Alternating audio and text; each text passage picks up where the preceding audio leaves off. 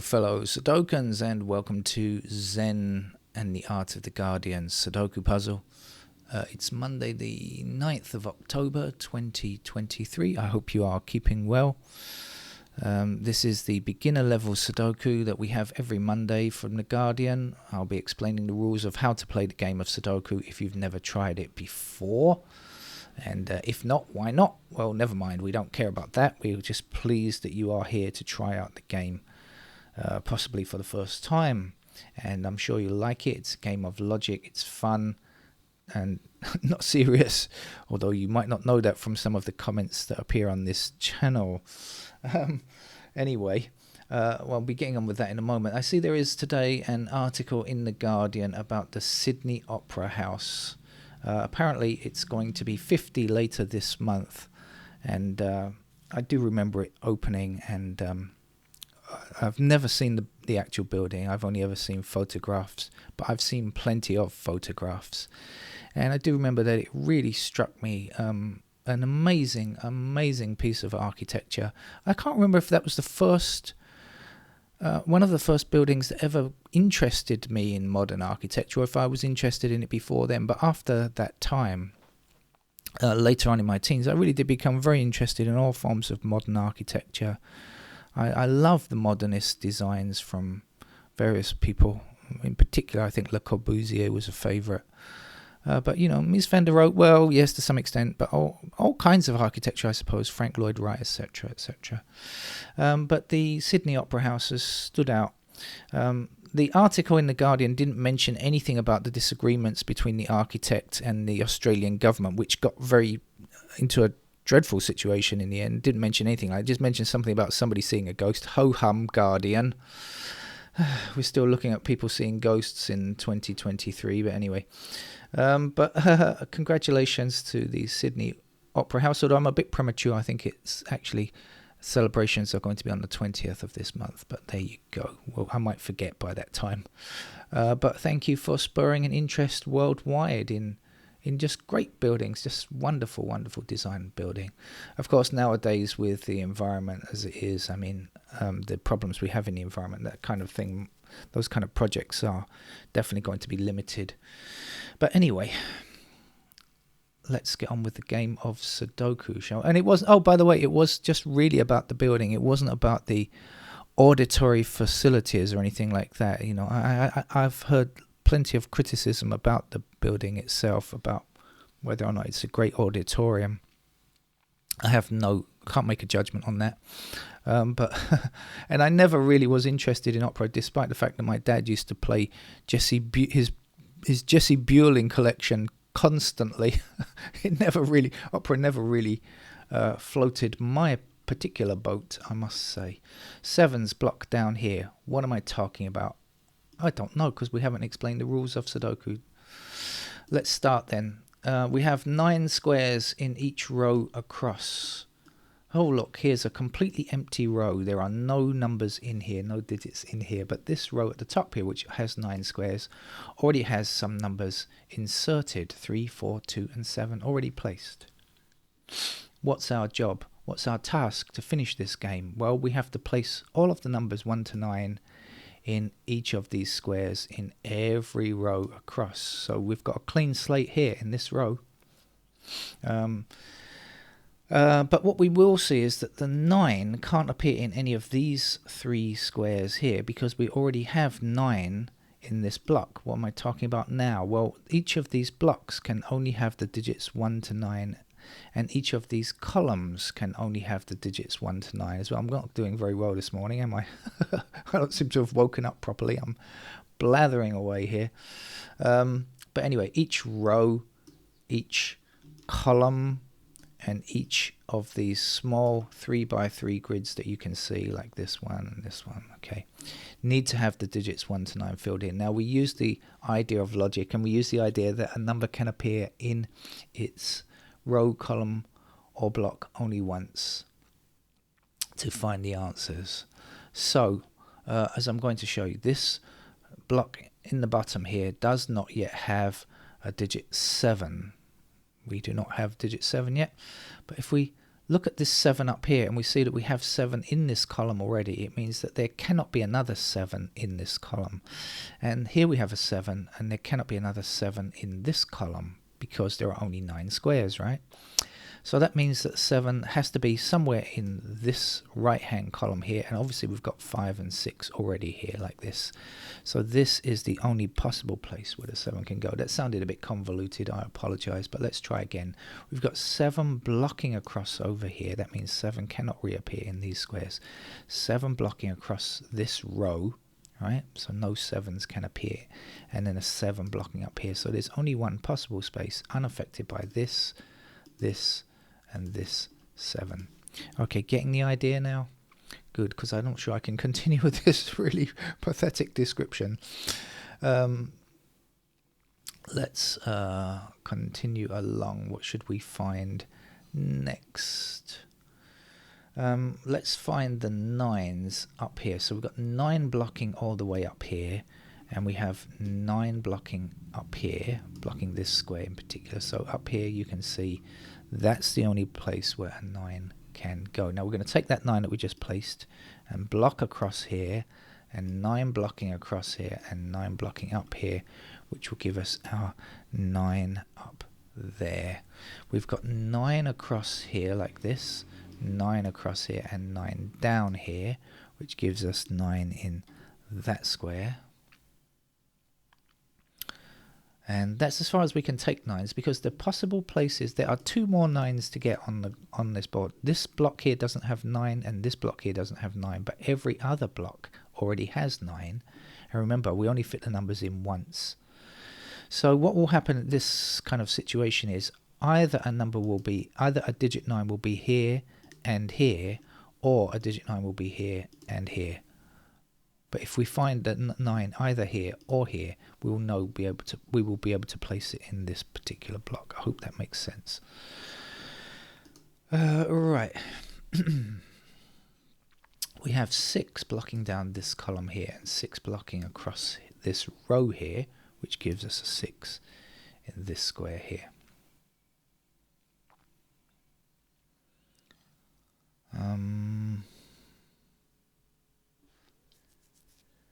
I'm just thinking about my breakfast. That's not good. Should not be thinking about breakfast while I was playing Sudoku. Should be thinking more about where the numbers can go. Okay, so this column here does not yet have a digit 8.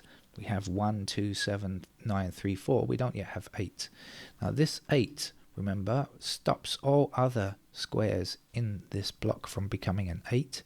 So it means that this square and this square cannot be 8. So in this column, there's only one other empty square, and so we know the 8 must appear there.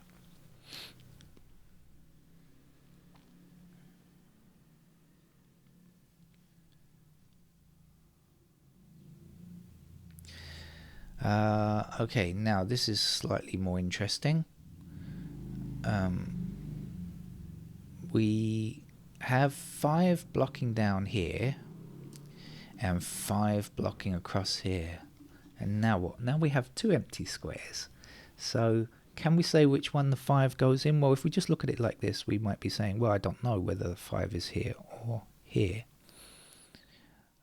Actually, we do, because I was going to show you something else. Actually, we do, because look, 5 blocks this square, so we need a 5 in this column, so 5's got to go here. But I wasn't going to show you that. I was going to show you something else. What I was going to show you was the 5 blocking down like this puts 5 into either this square or this square. Because 5 blocks down here, we know that 5 is either here or here. That means that if 5 is in this square, it blocks down here, and if 5 is in this square, it still blocks down here. So 5 definitely can't appear in those squares. Then we have the 5 across and the 5 down. We get to the same thing, actually. Sorry about taking a long time to explain that.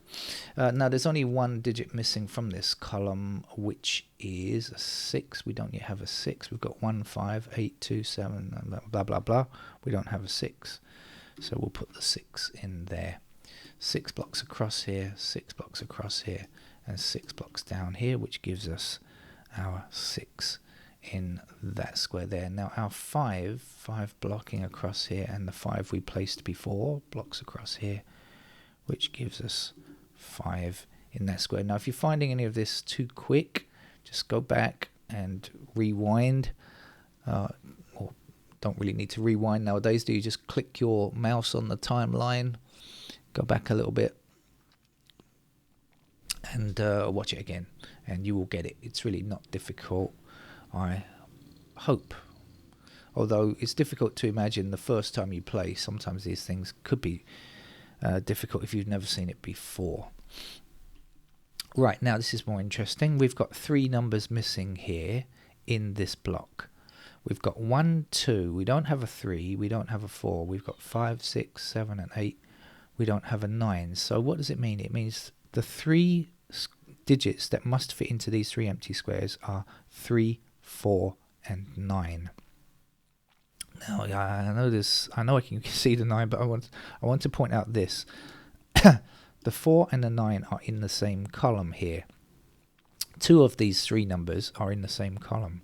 So when we consider this digit with this square here, we ask ourselves, can it be 3? Yeah, no reason why not. Can it be 4? Well, no, it can't be 4. And can it be 9? Well, no, it can't be 9. So in fact, we do know that it must be 3, because we've only got 3 options and 2 of them are eliminated. So that must be our 3. Now actually I could have placed the 9s because we had 9s blocking down like that, so could have said that's a 9. And now of course we know there's only one number left, which is the 4, and that must go there.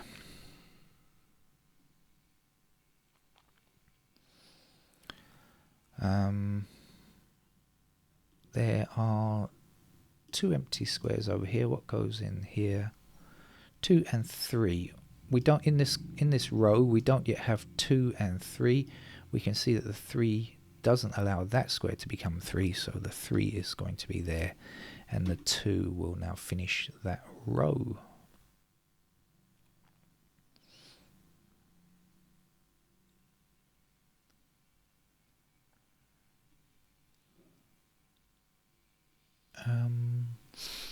Right, where do we go now? Now this is the perennial cry of the Sudoku, is where do we go next? That's the point of the game, is looking and trying to find the next position. Okay, this row here doesn't yet have digit 1, but we can see a 1 blocking this square, and we can see a 1 blocking this square, and so over here that has to be our 1.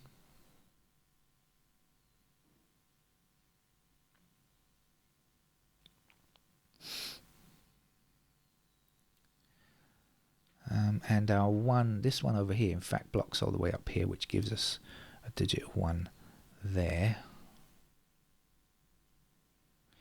Now 1 and 4 block across it. There are 3 digits missing from here. The missing numbers here are 1, 4 and 5. So we do our, but we've got 2 of those digits this time in the same row. Before we had them in the same column.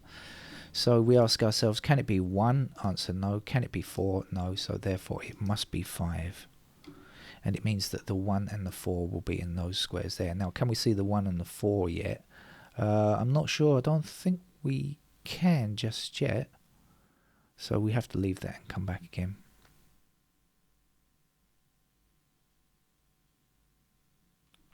But here's something we could do, is because we know this is 1 and 4, we can examine the other 2 digits at the end. Now I hope this is not too difficult if it's the first time you've played the game, but anyway, we've got 1 and 4 here.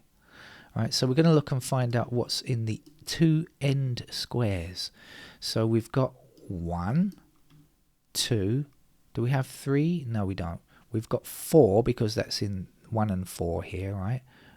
Do we have 5? No, we don't. We've got everything else, 6, 7, 8, 9. So that means that these 2 squares at the end can only contain 3 or 5. So, because we know that 1 and 4 are here, right? So we see the 5 blocking there, so we know that that must be our 5, and this must be our 3. I hope that's okay. As I said, if you get confused by any of this, just go back and rewind it and try again. Now that 3 that we just placed, and the 3 blocking up here and the 3 blocking across here, says that this must be a 3. The 3 blocking across here gives us 3 up here, and now we have 3 in every column every row and every block. So we finished digit 3s, there are no more to be found.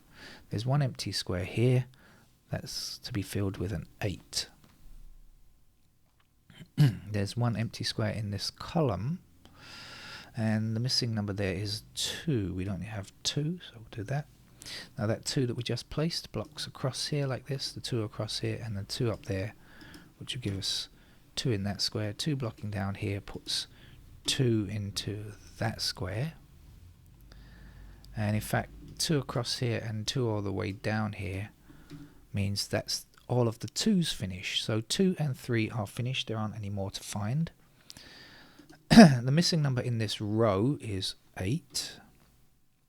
The 8 blocks down here, that gives us an 8 here. And the last number to get here is a 5.